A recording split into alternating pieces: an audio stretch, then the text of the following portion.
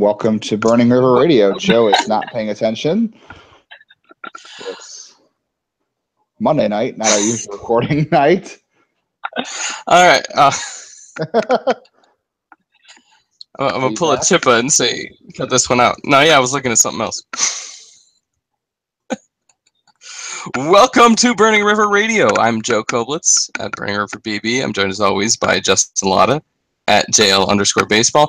And I have to say, Justin, I am frankly appalled and disgusted. And I can't believe that they would do this. That the players called a strike the day before Game 5 in the ALDS. Be the first year without a World Series, 1994. I am just disgusted. Terrible. It's terrible. It's terrible. I can't believe it. They're so greedy. Greedy players. So what's been going on in your life? I've been just kind of hanging out. Yeah, it's great. I don't know what to do with myself. It's been We went to the mall last week. a long week.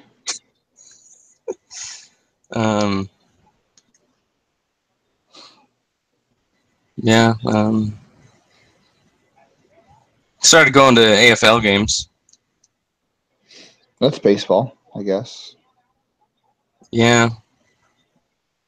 I went to a wedding. But that's kind of where I'm at. I'm not really. There's okay. no baseball-related things to do around here except for watch the scoreboard on the internet. Okay. Yeah, I went to a football game yesterday. Yeah, I haven't gotten that low yet.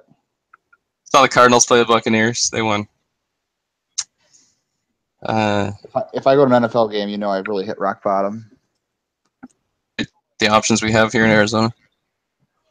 Well, I think your option's in Arizona, but if I go to a football game in Cleveland, you know I've hit rock bottom. Yeah. So that's the whole show. I think we're done. It's a great season. That's it. Yeah, that's it. Yeah. Let's talk about. Show's over. All right. Unless you want to talk about that other thing. The other thing, I guess we can talk about that other thing. Yeah, I tweeted this morning about Michael Brantley, and actually I wrote an article about Michael Brantley this morning, and people vehemently disagreed with me. I saw that. Which is so funny. I don't base anything on loyalty. In my personal life I do, but not in baseball. It's a business. I mean, if you had two guys that are equal to each other, and you're like, this guy here, there's guy A and guy B, and they're entirely equal, 100%. You know, same age, same talent distribution, same cost. And one guy's been playing for you for 10 years, and the other guy's been playing for someone else for 10 years. Then you go with the guy who's been playing for you for 10 years. Then it's a difference maker. Or even if they're similar players, you go with the guy who you've been with. But otherwise, I go base things on all the different variables. You've got the talent, you've got what they have done, what you expect them to do, the money that they could potentially be owed, the competition with other teams, and in this particular case, talking about Michael Brantley's option, first thing, I think a lot of people are misinformed, and I tried to inform as many people as I could today. But that it's offends people. That offends people. Be careful. What's that? It offends people if you call them misinformed. Be careful. Well, I don't care about offending people. I didn't call you misinformed, so no one else is listening to this. But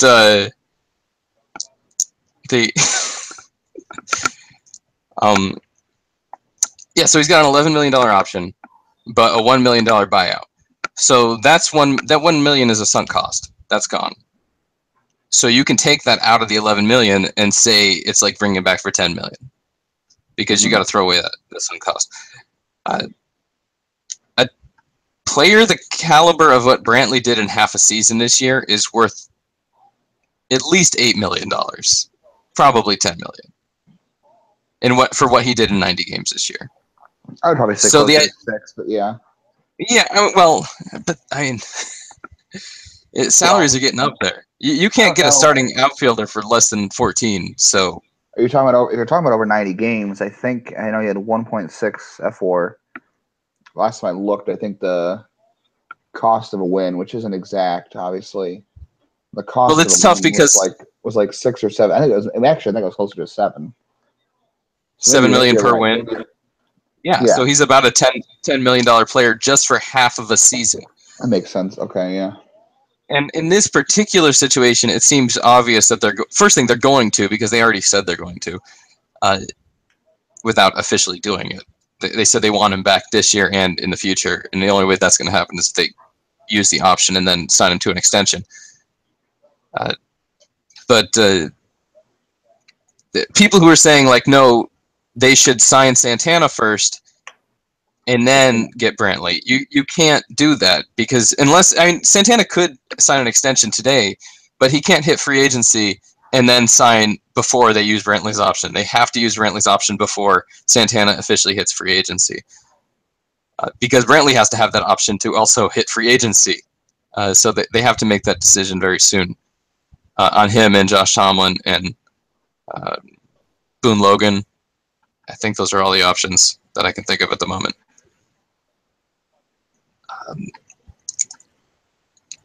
Part of the, another reason this comes up, this is in over a week or about a week, long enough that there have been a couple of games since the last time we talked. And I don't think anyone deserves blame. I don't think anyone deserves any blame for what happened in the ALDS, and I think that makes it suck more. A lot of people want to say they choked, but you're going to tell me, like, and that's what that idiot that keeps talking about clutch stats to me and doesn't know what the fuck he's talking about. So you're going to say Kluber choked, right? Wait, what clutch stats is he trying to say exist? Well, batting average with runners in scoring position.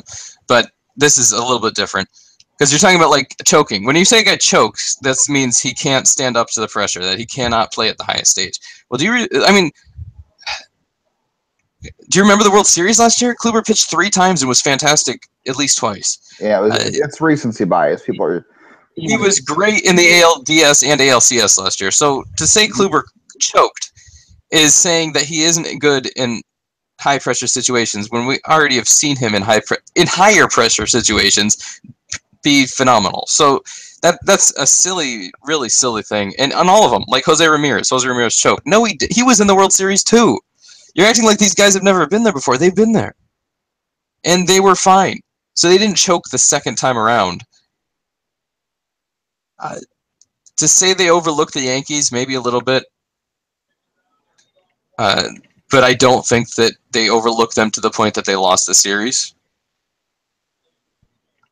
I think it was... like I said, I don't think you can blame any individual person. I wrote an article about it the 2 days after the ALDS ended. So if you want to go back and look at all my individual reasoning, you can see it there lined out. Why? Like, it was more of just like, it sucks and it's over, but you can't really blame any individual person for it. I mean, you can look at Ramirez and Lindor for having 4 hits total combined between the two of them. You can't. But what could they have done better? But what could they have done better? It's like I'm talking about intent, preparation, that type of effort, and I think those things were there. And it's another thing I hit on was Ramirez against Tanaka. He looked awful, and he was swinging at pitches all over the place. The rest of the series, he didn't have a swing and miss in the lower part of the strike zone. Like, I looked at all of his. I looked at Tanaka? What? Oh no, everybody looked good. Yeah, Santana, but that was it. But no, so I looked at every at bat after that because I was under the impression like, oh, Lindor and Ramirez were swinging at everything. But I looked at those at bats after that game against Tanaka, and they really weren't that bad. They didn't have a lot of swing and misses. There was probably some batting average on balls in play luck for those guys. There was for Lindor. He lined out twice, pretty hard. Yeah, so there's a little bit of that. Of course, Bruce and Roberto Perez probably had a little in their favor. It works both ways, obviously. Even like Lindor had that home run get robbed by Judge, which in a normal ballpark is probably an out, maybe a double. In Yankee Stadium, it would have been a home run, so it cost the Indians at that point.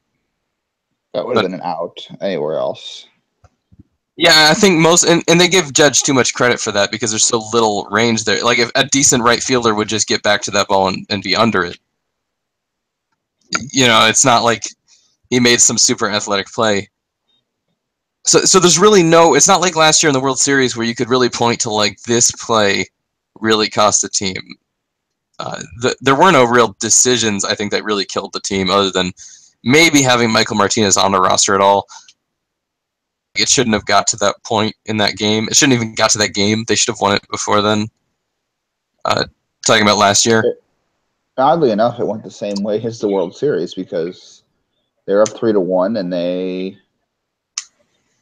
lost a close, small, low-scoring game in Game 5 in Chicago. Came home, played a horrible defensive Game 6, and got blown out, just like they did in Game 4 against New York. And then Game 5 was close until the 9th inning, and there was just no comeback this time. Yeah, and a lot of people want to blame Francona too, or blame Chernoff or whoever made up the roster, since it's all kind of mumble-jumbled who's actually in charge over there at this point. But I don't think Yandy Diaz would have done anything different offensively, because really that's where they struggled was offensively. I don't think he probably would have made the second error that Ursula made. He probably would have made that play successfully because he would have thrown to first, whereas Ursula was looking to second. Maybe he would have made that one, or Ramirez probably would have made it for sure. Two plays Gonzalez made. I don't think Diaz makes. Yeah, so like there's a lot of different things, and I brought up the loyalty thing because of Tomlin, mostly because that's what we talked about. He was on the roster for loyalty, and he pitched incredibly well out of the bullpen. Yeah, and they said that that's what cost him being able to start, which is whatever. I think he probably could have started. I think Clevenger could have started. But I think Bauer started because... You don't got to have him go more than 3 innings. You just have him pitch 3 innings. Yeah, but Bauer pitched a no-hitter through the first, 5 innings in Game 1. That's why he started the second one. It's the same reason why the Yankees would use Tanaka twice. Because he pitched well. CC pitched well, so they used CC twice. That's why they didn't use Sonny Gray. Usually you use Sonny Gray pitched Game 1, you would expect him to come back and pitch Game 5. No, he didn't, because... He didn't pitch Game 4 or Game 5 because they kicked the shit out of him. So they don't, you're not going to go back to the guy who got the shit kicked out of him. And that's why the Indians went with Bauer, because he didn't get the shit kicked out of him the first time. They assumed that he wouldn't, and it didn't work out as well the second time. I really don't know what they could have done better. We said it before. The manager can only put out what he has on, the players he has on his team. A hitting coach can only, help in little ways. He can't go up there to the plate and hit for the guys. I think the only thing you can really, really look at, there's 2 things to me. The Mike Clevenger thing didn't work out the way they wanted it to, whether they didn't have the opportunities to use him the way they wanted. I think some people thought they were managing for the ALCS and the ALDS. Yeah, that's what we said going into it, and I do think that that's what the thought was with Kluber, but then he ended up pitching. That applied to Clevenger too. I think that applied to Clevenger. Being able to have him, because in the ALCS you do have a stretch where you play 3, 4, and 5 are on back-to-back day on 3 straight days. So I think that was part of it. So the Clevenger thing didn't really work out the way they wanted it to, which I can't say I'm surprised. The only thing in hindsight you could say is he probably should have been a starter, but whatever. And that's Mm-hmm. you understood the reasoning. But none of these things. The Michael Brantley None thing, of these things make up a whole win, though. No, the Michael Brantley thing kind of looks bad in the aftermath. Like, he only had 3 at bats from the time of his injury to the end of the season. And I said, the first pinch hit, he came back and had like a 10-pitch at bat with Lucas Giolito and got a hit. And I said, screw it, if he can have at bats like that, put him on the postseason roster to pinch hit. I don't think he would have ever started. Well, I guess they said he was going to start in Game 3 in left field, but the fact that he left the last game, he went home in a walking boot, probably says he wasn't healthy enough to be playing like he should have, like he was. No, and I wonder if maybe pulled over all his ground ball on those pitches. Early in the season, Chisenhall was one of the best hitters on the Indians, and he was nothing in the postseason. And I wonder if maybe he wasn't healthy, or was this just... It was spring training. Was it just Chisenhall reverting back to Chisenhall? I mean, obviously we had Kipnis as well, who did nothing. And Kipnis actually had a good series offensively. I think he had a good game 1 or good game 2, but then he really fell off towards the end. He had the most hits out of anybody on the roster on the postseason. Yeah, he also had the most at bats. So I mean, he got 5 hits. Nobody else got 5 hits. Somebody had to do it. He also got hit off Chapman. Okay, he didn't look great and it was probably because he didn't get enough time back after returning from. Right, and they did to Chisenhall and they did to Brantley. That's the only thing. Like, I think the only thing you can really question now that we know Brantley left in a walking boot, he probably wasn't healthy enough. And that was maybe a loyalty thing. And I mean, what do? Do you put Diaz on the roster? You put Almonte on the roster? I mean, well, that's what I'm saying. I don't think any of the other options would have been any better. No, there's nothing they could have done to save it. If everybody hits the way they were going to hit anyway, and if Diaz is there, I don't really see how they were going to change the outcome. Yeah, and I mean, the fact is, going into that series, that Corey Kluber was going to pitch horrible in one start, and he was going to give up 2 home runs to Didi Gregorius in one start. You probably would have said, wow, they're not going to win that series. And they almost did. Well, no, I thought I wouldn't give up on it because Carrasco you expect to win for sure. Right, but I mean... And you figure if Bauer's pitching twice, you can... What kind of chances would you have given them if I would have told you that, though? Not great. Well, I think, but Kluber could have won that last game. That wasn't his fault. The offense didn't score anything behind him. It's rough. Right, and he made 2 bad pitches. Yeah, it's rough to give him shit for that last game because he really pitched fine. It was this game 2 was the problem, and the fact that they won game 2, which is the crazy thing because they probably should have lost the series in 4 games. It shouldn't have even went to 5. Which is, I mean, it's lucky. I guess that's one of those things where the Yankees won't have something to complain about. That's the thing too. Like, I think that says how good this team was. I mean, obviously they didn't win not going to win the World Series, and that's a disappointment because that was the ultimate goal because, they're good. They're a World Series caliber team. But that's how good of a team they were is that, they dominated game 1 the way they did throughout the 22-game winning streak. They pulled off a ridiculous comeback against a Yankees bullpen that's the best in baseball in game 2. And then they were inches away from sweeping. If Lindor's home run is a few more inches deep, Judge will move on. They sweep. And then they ended up obviously coming back and not playing like they're capable of in games 4 and 5. But I mean, that's how good they were. They literally, a couple bounces. I know that's easy to say, but if you look at games 4 and 5, it feels like they just, like everyone wants to say, they choke. But like they were literally inches from sweeping that series. That's how good they were. It seems like it feels like they choked the series away. They played horribly. They didn't really play horribly. They were inches away from sweeping. That's how good they were, considering how bad they played the final 2 games. Yeah, whatever. I mean, it's almost I'm not trying to spray perfume on shit here, but yeah, no, they literally were close. But again, like I said, they should have lost that game too if it was called correctly. Or if Girardi challenged it correctly, they should have lost that game as well. Now, it is commendable how they came back and scored all those runs afterwards, although a lot of them it started off with walks. So that's on the pitcher as much as anything else. But it's up to them to know when you're down by whatever it was, 5 runs, or it was more than that. Right, it was 5. Yeah, so when you're down by 5 runs, you have to be patient. You can't just come up there and swing because a home run is not going to win the game. And those at-bats that they had when they were down were probably the best at-bats they had. And it's funny because they did get a couple hits off CC right before they pulled them. And that was a great at-bat. Well, no, I'm talking about in Game 5. Oh.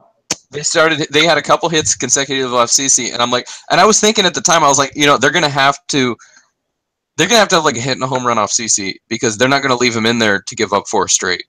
As soon as he gives up a couple, they're going to pull him, and they did. Right. And that was pretty much. They would have done it in the first inning. They might have had a shot at it, but not. I think it was the 4th inning they did that. Yeah, I was thinking that after the game had gone on for a little while, and NCC was pitching well. I was like, they're going to pull him as soon as he gets any trouble at all because they should. They have a really good bullpen. In fact, they have one of the best bullpens in baseball history. So you don't want to mess around against that bullpen. They'll shoot you in their garage. Yeah, considering you got lucky in the first game. Nothing. I swear. I thought you were the audience. You were the target audience for that joke. Somebody else has to listen to this and tell me they thought that was funny. Because Justin was the target audience, and it completely missed him. I mean, even if I thought it was funny, I won't give you the satisfaction. Jesus Christ! You know what sucks though? What really sucks is the season is so fucking long, and during the season, I never think, "Oh, this is too long." I enjoy it. Like, I enjoy the whole season as it's going on. But right now, thinking, God damn it, the Indians are going to have to win another 95 games, 90 to 100 games or whatever, win another Central Division because you don't want to mess around with the wild card. Then they get another chance to play in the ALDS. That's a year from now. I have to wait a year for that? It's just so much. At least, I guess, spring. They had this year where they didn't really ramp it up early. So now you got the first half where that doesn't bother me. No, but I mean, I don't care. They had a period this year where they didn't play with the same emotion, they said, because of how hard it is to get up when they were that close. It took them a while. That was funny. That was an Eric Wedge thing. Remember, Eric Wedge was always terrible in April. Like, he always had a really bad April, and then usually he'd get him to turn around it a little bit. And then one year he was like, you know what, we're going to ramp this thing up, and we're going to win April. And they did, and they really pushed in spring training, and they had a great April, and then they sucked. They sucked the rest of the year. So they had one good April under Wedge. I think that was 2007. Yeah, that's what I'm talking about. Well, no, it must have been. I thought it was the year before that, maybe 2006. Maybe. I think that 2006 was not a good start because they had a couple injuries and a lot of. Okay, I remember that them having a really good start the one year that they were like, we're going to have a good start, and he went out and it's like, yes, we're going to do it, and then they were terrible after that. I think that was 2008. No, that 2008. It could have been. Was it? I don't know. I'm not going to look it up now because I really don't give a shit. I'm just making all this up anyway. I mean, April's been a bad month at Francona since he's been here, but they were above. I believe they were pretty much above 500 the whole year. I think at one point they dipped 2 games under. I just put the numbers in the other day, so I think they were 10-11 this year in April.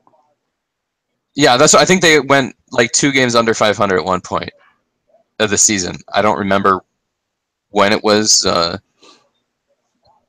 directly, but There was a point where they went under a bit, but they were over most of it, and they were actually in first place for almost the entire season.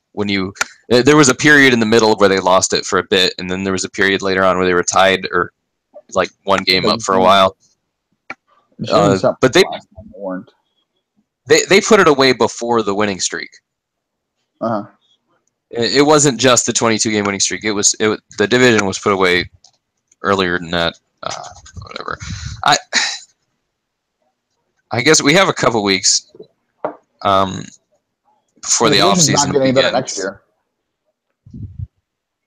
Yeah, that's that's kind of a secondary thing, I guess, to worry about because you never know what these teams are going to do. Minnesota played well this year. They almost made it to the postseason. They made it to the postseason in 2015 with some of the same guys that they have now, Dozier and Maurer and that crew. I wonder if maybe they'll feel like, hey, we can compete now. Maybe, yeah. So they may be adding. I don't think Detroit or Kansas City will add, and obviously Chicago is still a few years away, so they'll probably hang back.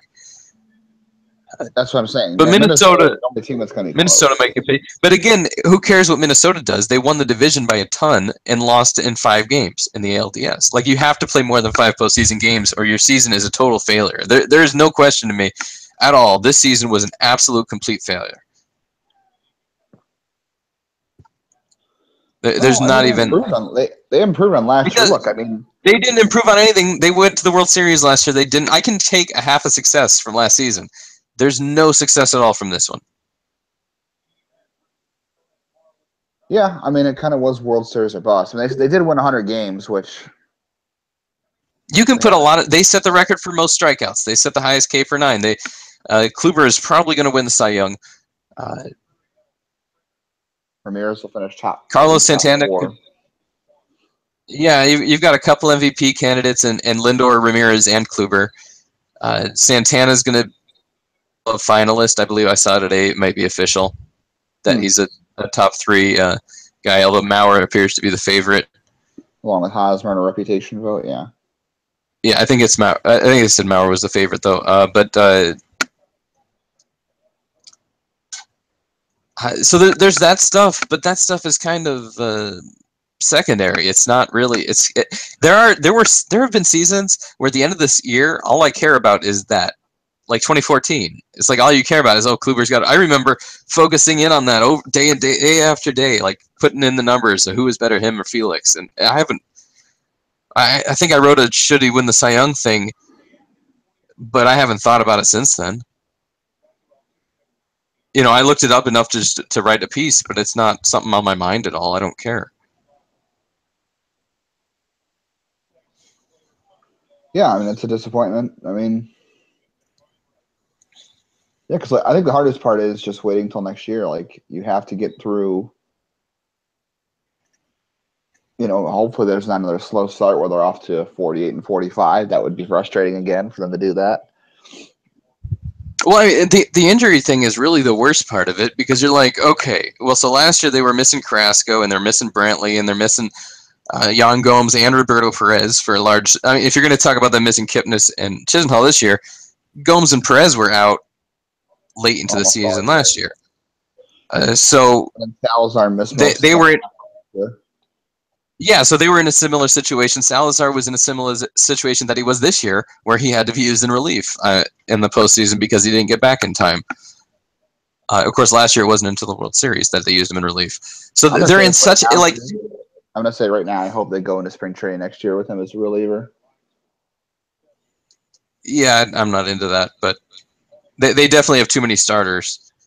If they're gonna pick up Tomlin's option, and you're gonna say you have to keep Clevenger in the rotation now, I think their best bet is to put Salazar in the bullpen, especially considering this is obviously way off topic and way down the road, but considering this is the last year for Allen and Miller, unless you extend either of them, which I don't think they're going to do at this point. Yeah. Well, I did want to. We could talk more depth chart. Yeah, that's fine. Okay, we could talk more depth chart stuff later on because we got the whole off season to fuck around with that. The one thing I wanted to do today before we do cut out, since the season's officially over, there are 5 players who have been with the team that either have options or free agents, and then there's, in addition to that, there's Jay Bruce and Jay Bruce, Joe Smith, and Austin Jackson are all free agents upcoming. Now, I think Austin Jackson's an easy guy to let go. Kind of like they let go of Napoli and Davis last year. They brought him in for $1.5 million, and it's kind of like whatever. The other guys are a little easier. We talked about Brantley already. I think you were in saying they probably should use his option as well, or no? I'm on the fence. I mean, it's other people's money. It's gonna be hard to replace. It's gonna be hard to replace him in the clubhouse. It's gonna be hard to replace what he can do when he's healthy. And you can't really, like, people want to say injury prone. That's hard. You can't really. I don't know. I mean, I guess you couldn't call it that by the same definition. You couldn't call Sizemore injury prone, but he kept getting injured. But okay. Well, but okay. Now here's a different thing. Sizemore's injuries, and I did talk to someone about this today on Twitter. Sizemore's injuries were in his knees. Knees are the worst place to get hurt. Maybe the second worst. Shoulders probably worse. But as far as like losing your career, your knees are a terrible place because I don't think everything much better, but yeah. Well, no, but when you have knee surgery and stuff like that, everything you do makes it worse. And that's Alomar had all those knee surgeries over the years. And I know so many guys who've had knee surgery. I've had knee surgery. Like, once you get one done, then you end up getting another one done, and you get another one done, and maybe you can hold it off for a couple of years, but you're pretty much done. And not to mention, I think he's one of the first guys in baseball to have microfracture surgery. So yeah, there wasn't really a whole lot of examples for him to go off of as far as rehab and recovery. Yeah, and I'll say he's more like the Albert Bell thing. When that happened, he had degenerative hip disease. I'm guessing it's some kind of arthritis condition, something like that. But anything like that where you're really ruining your joints is...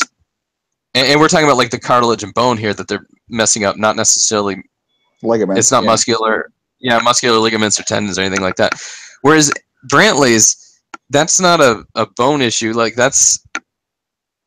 he just sprained his ankle. Now, maybe it's more serious than just a sprained ankle, because I've sprained an ankle and been walking the next day, and it was like, whatever, Maybe not sprained it, whatever you call the lightest version of it. Like, I feel like, and I follow the Tribe Twitter doctor. What's his name? I can't remember his name to give him a shout out. There's one he writes for one of the sites, I believe, but old physical therapist doctor, and he'll tweet out like stuff like that, and he's been saying the whole time as well that ankle injuries, you don't want to, if you do something while your ankle is injured, you have a much better chance of re-injuring your ankle, but after it's healed completely, it's probably not going to recur, as far as I'm aware. So maybe. The thing is, you can't call him injury prone because his injuries are not connected. Like, and that's what I'm saying. The like, worry is nonsensical because his shoulder held up fine this year. There was no issue with the shoulder as far as we know. Then he had the ankle. These two injuries are not connected. Yeah, that was my point. I think after so that's gone. That's behind. After a full season of rest, or a full off season of rest, I feel like his ankle will be fine. And the shoulder is one of the most complicated things there is in the human body. And I have very personal experience with this, of having shoulder problems. And a lot of times you have pain someplace and they can't tell where the pain is coming from just because it's in someplace. And I think he ended up finding out his pain was coming from his bicep. And that's why he had that surgery last year on his bicep. Bicep tendonitis, yeah. So that was causing shoulder pain. So that's not a shoulder problem. But that's where the pain was being felt, because that's where all the nerves bunch up in there and stuff. So that is way more serious to me. And if that was the problem that he missed time with this year, I would say yes, don't use the option. But I think there's no reason why he couldn't come back from an ankle injury. Right. Okay, we're on the same page. Pick up the option. Yeah. So the other guys, although obviously they can't, like you said, they can't make the decision because they have to do it 3 days after the World Series. And if you don't know you're re-signing Santana, I think you do have to. Well, and that's what, in my article, I said he's a great backup plan because he can be DH and you can put Encarnacion at first base if you need to. And then in 2019, you can call up Bobby Bradley if you have to. So you can, there are options down the line, but there's no options next year. You need that emergency thing just in case next year. The guy I think is the easiest decision is Boone Logan. He's got a $7 million option and a $1 million buyout. So it's like a $6 million option, which is he made 5.5 this year. Yeah. Are you saying that's not going to happen? Yeah. Yeah, that was my opinion. Is Tyler Olson's going to make about $550,000 next year? It's easy. So you just say, okay, Tyler Olson's making $1,550,000. Like Right, and that's fine because you're not going to pay for 3 lefties, and you still have Kyle Crockett. As much as they don't really seem to like him, you still have him too. I have a feeling Crockett's not going to be on the team next year. Probably but we not. can cover I think he's that. out of options, isn't he? Yeah, we could do some Rule 5 prep and talk about that later on. Yeah, I'm pretty sure he's gone. The final option is your favorite pitcher, Josh Tomlin, has a $3 million option with a $750,000 buyout, which is almost nothing in baseball terms. He's coming back. The $3 million option is almost nothing. Why do you? Is it just a loyalty thing? I mean, That he's coming back? he was easily the 7th best starter on the Indians this year. And you saw how guys got hurt. Like, Ryan Merritt's got one more option, so you're going to leave him in AAA as depth. Adam Plutko might be on the DL for all we know. I don't know. I don't think he's really an option anyway. I'm not thinking about Plutko or Morimondo or any of those guys, really. So it's just Salazar, Merritt, and Clevenger, and the first 3, and Tomlin. Well, I mean, but next year you don't For necessarily. $3 million, a guy like Tomlin would probably get close to 6 or 7 on the free agent market. Oh no, we saw that because Bartolo Colon got that, and R.A. Dickey. Look what Mike Pelfrey got last year. Yeah, they all got like $5 to $10 million. So Josh Tomlin would do the same thing. So it makes a ton of sense to pick his option up because you don't get through the year with less than 7 starters. Yeah, what stinks but I think they could. I think they could make it not necessarily with less than 7 starters, but I think they can make it with the guys they have now. And Cody Anderson will be back next year, although we don't know what role they'll have him playing, but yeah, I think he's good enough to be that 7th starter. Because he's coming back from Tommy John, and he's got options. I wouldn't count on him unless you absolutely have to. They also have Julian Merriweather, who is in end of the season in AAA. You've got a lot of guys in AA who had really decent seasons, like Matt Esparza, Xiao Ching ended in AA. Shane Bieber just got up to AA. Those names don't matter. Well, but my point is that Josh Tomlin doesn't matter if you're trying to win a World Series. So why? Like, I get it. Use the option because it's so cheap. Again, my opinion would be use the option and trade him. I don't think that they would ever do that. It matters to them, and he pitched well. Yeah, in that particular game. He had 2 outings he pitched in. He pitched twice, didn't he? Yeah, well, okay. No, but he didn't pitch well in the season. He was terrible in the season. He was very bad. Yeah, he got the same kind of issues Bauer had in the first half, where he got a little unlucky and kind of, I don't know, he struggled. I mean, he had a Josh Tomlin first half, which he struggled, but I don't know. Hey, if people can still hate Almonte because he did steroids once, I think I can dislike Josh Tomlin because he has a 5 ERA for his entire career, I believe. Well, that's fine. I still think he has some kind of value for this team, so I'm not really too worried about it. They're going to pick the option up, and yeah, I will say I always root for the rookies. I always want to see young blood on the team. I love seeing Mejia up for a little bit. I liked Yandy Diaz. I wish Greg Allen would have started in the postseason. I wish they would have just put him in center field and Kipnis at second. I said that the whole time. I don't think it would have changed the outcome, but it would have looked a little better. I used to be that way with rookies. I used to love, I remember 2012 was such a god-awful year, but I remember a couple guys got called up. I'm trying to think who got called up. I know one of them was Thomas Neal. I was really excited for Thomas Neal because I'd seen him in Akron, and it was cool to see him go from AA to the big leagues, and I thought he had a good year. He's a good dude.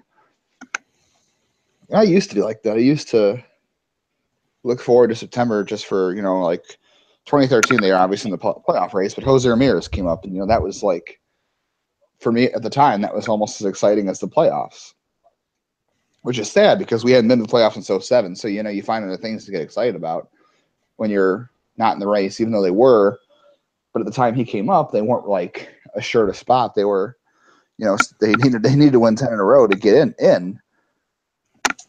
So, like, I don't know. I'm not over the whole rookie thing, but winning ruins everything. Winning. Well, no, I'm talking like, about. I'm not just talking about like seeing a guy for the first time. I'm talking about getting a guy playing like legitimate playing time, a guy who you think is going to be a superstar or just a starter in the future. Getting him regular playing time with a veteran team in games that matter, so that he can be a veteran. Because you just talked about Allen and Miller are both going to be free agents after 2018. Brantley is definitely a free agent after 2018. Tomlin is definitely a free agent after 2018. Shaw and Carlos Santana are likely gone after this season, depending on what they do. You need guys to fill those spots. So when are those guys going to come up? And like, let's say they had brought up Jesus Aguilar and actually given him a decent shot, and he did what he did with the Brewers, at least in the first half of this season. I kind of stopped paying attention after a couple months when the Brewers started to stink. But if he had done that, they would have been like, oh, we have a first baseman. Now, maybe if they did, they wouldn't have signed Encarnacion, which obviously that was a great signing. But, now then they wouldn't have to worry so much about necessarily signing Carlos Santana. They could say, oh, it's okay, we got Aguilar there.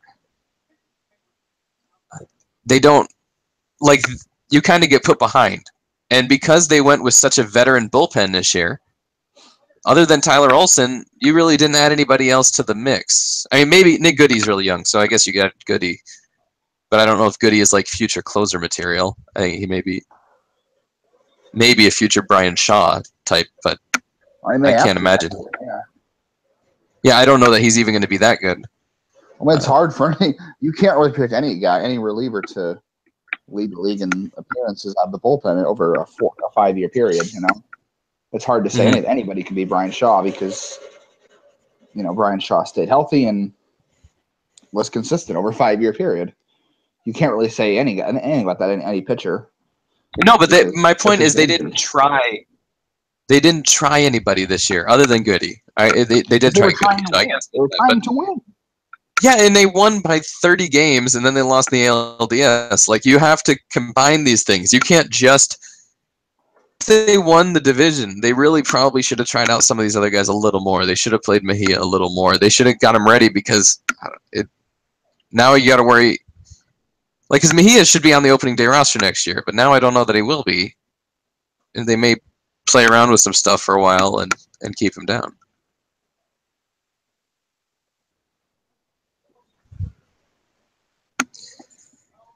We'll cover more of this stuff as the off season goes on. I will say I have not seen Mejia play, or I've seen Mejia play, but not third base. He's been DHing.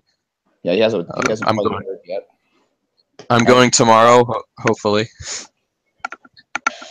It may be one of those things they talk about but never actually happens. I'm kind of curious why he's not seeing first base. You would think that with Santana leaving, yeah, that would be really smart. He would try. I mean, I don't think everyone says maybe you can do Kipnis to Michael Brantley to first base, maybe, but. Well, yeah, I mean, honestly, for next year, I would. Great option there because he's so small, like Santana was. Yeah, I would try Brantley there. If you can't do it, just put Encarnacion there and wait for Bobby Bradley. Bobby Bradley is also in the AFL right now, which means maybe sometimes when they're in the AFL, like Zimmer was in the AFL, sometimes that means that they're going to try to bring them up the next year. Zimmer and Allen were both in last year, and they both came up in 2017. So these guys could all be potential 2018 Cardinals. Not Krieger, but the other guys. Not Linares, but the other guys. Some of these guys. No, probably not Sean Brady either, but yeah. Oh, I haven't seen him play it either. I saw Linares. He looked really good. Brady pitched yesterday and struck out 5 in 3 innings. I did not go yesterday, so I didn't see it. I was at the Cardinals game. That was a poor choice by you. Yeah, it is what it is. You gotta pay bills. We will. Maybe next week. We'll see. We'll probably do these a little more sporadically during the off season. Yeah, I think as we get news, we'll do it. I'm not really. There's lots of really important things to talk about. Well, I mean, we could outside constantly. speculate, but I'd rather just wait till we have some concrete news at this point. Just wait for the all Josh Tomlin episode. It's coming. I can't wait. Tomlin from front to back. So you're declaring the entire season a total disappointment, right? Yes, the 2017 season. Yeah. Okay. I do not follow that logic. I don't think the season's a total disappointment. They didn't win the championship, and it sucks off the way of the year. And the worst part is, you know, if Kluber was hurt, we'll never know. I don't think. The worst part is, you know, Kluber and Carrasco are going to be a year older next year, and nothing is guaranteed with pitchers or anybody, you know, as far as injuries. But, I mean, the older those two get, the less likely the chances are of them staying. I thought we were going to see a drop-off from Kluber after 2014, and he didn't have a great 2015, but that was a little bit of bad luck because of the defense. Obviously, he was great last year, but, you know, with the back injury this year, back injuries don't go away easily, and, you know, he's going to be 32, and I think Carrasco's going to be 31. Those are the two guys you need at the top of your game to win a World Series. I mean, right now, if you don't have those two guys at their peak, then your chances to win a World Series are a little less. I don't think there's anything to indicate that neither of them are going to see a decline next year, because, like, Felix Hernandez had a really some issues in 2015. I remember he wasn't getting guys to swing and miss as much. He was walking more, and his velocity was down. Everyone thought that he was going to have a rough 2016. He ended up, you know, signs are pointing downwards, and, you know, he did have a bad 2016, and now he's not King Felix anymore. With Kluber and Carrasco, there's neither of those signs. Both guys' velocities were about normal. Kluber's was down a little bit, but both of them, you know, got as many strikeouts as ever, and, you know, Carrasco had his first 200 inning season ever, so nothing to indicate either of those guys are going to be hitting any sort of decline next year, but you just never know. I mean, things happen. I'll give you this much. Just like a trade where you pick up a minor leaguer, I will say that this season was not a total failure if the Indians win the World Series next year. I'll say that they needed this one to get there, I guess. Maybe. But that's how this season wouldn't be a total failure. Because, like we talked about, like you just said, it was Carrasco's first 200-inning season. Well, maybe he was pushed to the limit. I don't know. Maybe, like, I remember giving up on Verlander a few years ago. He had a bad year after he pitched like 250 innings in the regular season, and they went to the World Series. And I probably have those numbers wrong, what year it happened or whatever. 13? But I remember that whatever it was, and then after the World Series, the next year after the World Series, or it may have been the ALCS or something like that. But I think it's 2012. Anyway, yeah, you're right. Go ahead. Verlander had one really bad year, and I wrote him off for his whole career. I was like, he's done. There's no way. He has too many innings. He's too old. Whatever. And now he's a Cy Young contender. Or he should have won the Cy Young last year, and he's been pitching well this year too. So maybe, you know, I wrote him off way too early. So I'm not going to give up on a guy just because he's old. Joe Smith is 34. And just had the best year of his career. Yeah. And man, did he have a good season this year. And you look at that ERA and it doesn't look great. But look at all of his – he didn't walk a batter for the Indians. I cannot believe how good he was this year for the Indians. So, and I wrote that too. So I guess we'll leave with the plugs, all right? Right now, and the last few days and coming up all next week, the content on Burning River Baseball is all focused on the first decisions the Indians have to make in the offseason. So like the one that came out on Monday was about Michael Brantley. I got one coming out on Boone Logan. I got one coming out on I'm not doing Josh Tomlin. I'm making Justin do Josh Tomlin because you know what I'm going to say. But these are, you know, they'll be coming out this week, and I did one for Joe Smith and for one for Bryan Shaw. And my conclusion on that was I'd almost rather see them sign Smith because I consider them very similar pitchers as far as what their outcomes are going to be. And I'd go with the older guy for less money. Less money and less years because I think Shaw is going to make a ton of money this offseason. Yeah, Shaw's going to. I think he's going to blow it up. Everyone was saying he could get between $7 and $9 million a year, depending on where. I think he's going to get more than that because there were pitchers that are less than Shaw that made 10 last year. Yeah. So that got 10 a year after last year. So I'm thinking he's getting at least 3 years and 30 at least. Yeah, and I think Cody Allen. He's going to make $10 million according to MLB trade rumors arbitration. Yeah, that's just arbitration. In free agency, I could picture Miller getting probably about 18 million and Allen probably getting at least 15 a year. Yeah.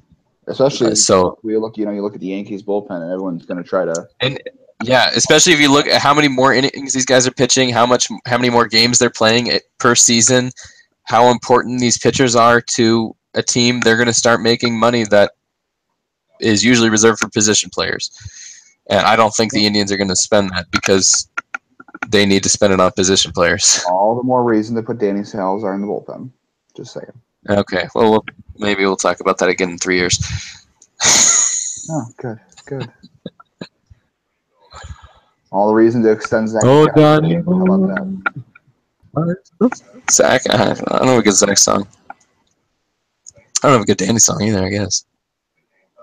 Danny Boy, isn't that a song? Danny, oh, I need you so. Isn't it Danny Boy? That's the Cars.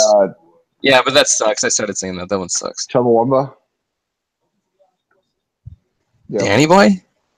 Isn't that Chumbawamba? No, it's like an old Irish song from like the... Not the song. There's a lyric 1700s. Tub Thumping. There's a lyric in Tub Thumping of Chumbawamba that says Danny Boy. I don't remember that.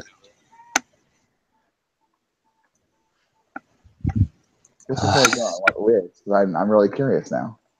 I'm supposed to remember the entire lyrics of that one-hit wonder?